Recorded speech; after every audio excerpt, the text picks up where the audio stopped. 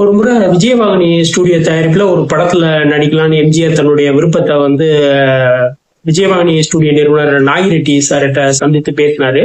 அவரும் ஓகே நம்ம சேர்ந்து படலாம் அப்படின்னு முடிவெடுக்கிறாங்க. எம்ஜிஆருடைய மூத்த சகோதரர் சக்கரபாணி கோ ப்ரொடியூசரா இருந்து பண்ணுவாரு அப்படின்ற மாதிரி ஒரு ஐடியா எல்லாம் பேசி சரி அதுக்கான கதை விவாதங்கள்லாம் பண்ண ஆரம்பிக்கிறாங்க. ஸோ எழுத்தாளருக்கே சொல்றோம், அவர்கிட்ட வந்து பல கதைகளை கேட்கிறாங்க. எந்த கதையும் பெருசா அவங்களுக்கு வந்து திருப்தியா இல்ல, படலை. தேர்தல் சமயம், அதாவது அப்ப வந்து தேர்தல் நெருங்குற சமயம், தேர்தல் சம்பந்தமான அரசியல் சம்பந்தமான ஒரு சூடான கதைகள் இருந்தா நல்லா இருக்கும் அப்படின்னு முடிவெடுத்த பின்னாடி அது சம்பந்தமான கதைகளை ஆராய்ச்சி பண்ண ஆரம்பிக்கிறாங்க.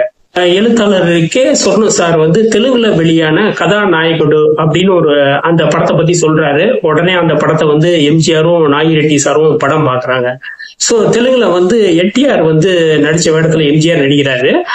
தெலுங்குல வந்து ஜெயலலிதா அவங்க நடிச்சிருக்காங்க. அதே வேடத்துல வந்து ஜெயலலிதா அவங்களும் நடிக்கிறாங்க. விஜயவாகினி ஸ்டுடியோ ஃபுல்லாவே பரபரப்பாது. அந்த வடபள்ளி விஜயவாகினி ஸ்டுடியோல இருக்க 14 படப்பிடிப்பு தளத்திலையும் இந்த படம் தான், நம் நாடு படம் தான் வந்து ஷூட்டிங் நடக்குது. இத பத்தி தான் எல்லா இடத்துலயும் வந்து சினிமா இண்டஸ்ட்ரி தவிர வெளியிலயும் எல்லா இடத்துலயும் இதை பத்தி தான் பேச்சு. படம் வந்து ஆரம்பிச்சு 10 நாள்ல படத்தோட ஷூட்டிங் முடிக்கிறாங்க. 14 படப்பிடிப்பு தளத்துலயும் எப்படின்னா காலையில 6ல இருந்து நைட் 2 மணி வரை ஷூட்டிங்கு. ஸோ அடுத்த நாள் காலையில 6 மணிக்கு ஸ்டார்ட். ஸோ இப்படிதான் போகுது. படம் வந்து ஃபுல் வெகு ஜோரா ஃபாஸ்டா போகுது. இந்த படத்துல வந்து எம்ஜிஆர் நடிச்ச சீனை வந்து எம்ஜிஆர் தான் படமாக்குறாரு. மற்ற சீன்லாம் வந்து டைரக்டர் வந்து ஜிபி சம்புலிங்கம் சார் வந்து இயக்குறாரு. S Viswanathan music. S Viswanathan music நம்ம வந்து சொல்ல வேண்டியதில்லை. அப்புறம் வந்து இந்த படத்துல எல்லா பாட்டுமே வாலி தான் பாடியிருக்காரு. இந்த படத்துல வந்து பாத்தீங்கன்னா S C Asokan, S V Rangarao, K A Thangavelu, Nagesh, Manorama, R S Manohar உள்ள பல பெரும்பாலான பேர் நடிச்சிருக்காங்க.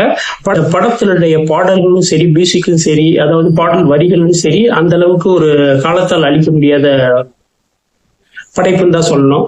சோ இந்த படத்துல வந்து பாடல்கள் நல்ல பேரை வாங்க வேண்டும் பிள்ளைகளே, நினைத்ததை நடத்தி முடிப்பவன், சோ வந்து பாத்தீங்கன்னா வாங்க ஐயா வாத்தியார் ஐயா. சோ இப்ப வந்து எல்லாமே ஒரு சாகாவரம் பெற்ற படைப்புகள் தான் இந்த படம். இந்த படம் வந்து பாத்தீங்கன்னா எம்ஜிஆர் நடித்த படத்திலேயே மறக்க முடியாத படம் தான் நம் நாடு. 1949 ஜூலை 9 நம் நாடு ரிலீஸ் ஆச்சு. இந்த படம் வந்து ஒரு ஹிட் படம்.